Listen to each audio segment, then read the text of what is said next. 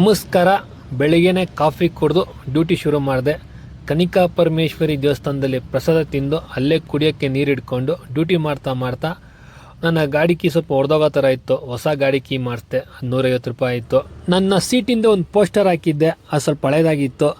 ಮತ್ತೆ ಹೊಸ ಡಿಸೈನ್ ಮಾಡಿ ಇನ್ನೊಂದು ಪ್ರಿಂಟರ್ ತೆಗೆಸಿ ಅಂಟಿಸಿ ಡ್ಯೂಟಿ ಶುರು ಮಾಡಿದೆ. ಕಿತ್ತೋಗಿರೋ ರಸ್ತೆಗಳು ಓಡಿಸೋಷ್ಟರಲ್ಲಿ ಮೈ ಕೈ ನೋವೆಲ್ಲ ನೋವು ಬಂದ್ಬಿಡ್ತು. ತಲೆ ಕೆಟ್ಟೋಗಿ ಒಂದು ಅರ್ಧ ಗಂಟೆ ಗಾಡಿ ಸೈಡ್ ಹಾಕ್ಬಿಟ್ಟೆ.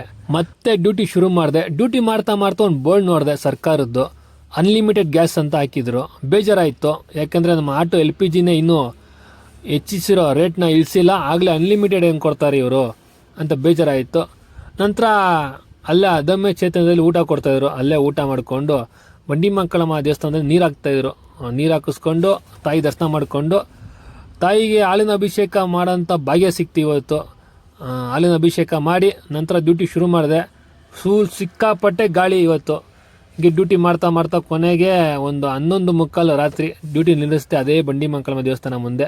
ಇವತ್ತು ನಾನು ದುಡಿದ ದುಡಿಮೆ ಎಷ್ಟು ಅಂತ ಅಂದರೆ ಇದರಲ್ಲಿ 500 ಚಿಲ್ಲರೆ, ಇದರಲ್ಲಿ 400 ಚಿಲ್ಲರೆ, 500 ರೂಪಾಯಿ. ಇದು ನನ್ನ ಸ್ನೇಹಿತೆ ಬಾಡಿಗೆ 500, ಎಲ್ಲ ಸೇರಿದ್ರೆ 1,500. ಒಬ್ಬರಿಗೆ 1,000 ರೂಪಾಯಿ ಕೊಡಬೇಕಾಗಿತ್ತು, ಕೊಟ್ಟೆ. 300 ರೂಪಾಯಿ ಗ್ಯಾಸ್ ಹಾಕ್ಸ್ಕೊಂಡೆ. ಇನ್ನು 200 ರೂಪಾಯಿ ಆ ಗಾಡಿ ಕೀ ಮಾಡಿಸಿದ್ದು, ಪೋಸ್ಟರ್ ಡಿಸೈನು ಎಲ್ಲ ಖರ್ಚಾಗಿ ಕೊನೆಗೆ ನನ್ನ ಹತ್ರ ಉಳಿದಿದ್ದು ಬರೀ 5 ರೂಪಾಯಿ.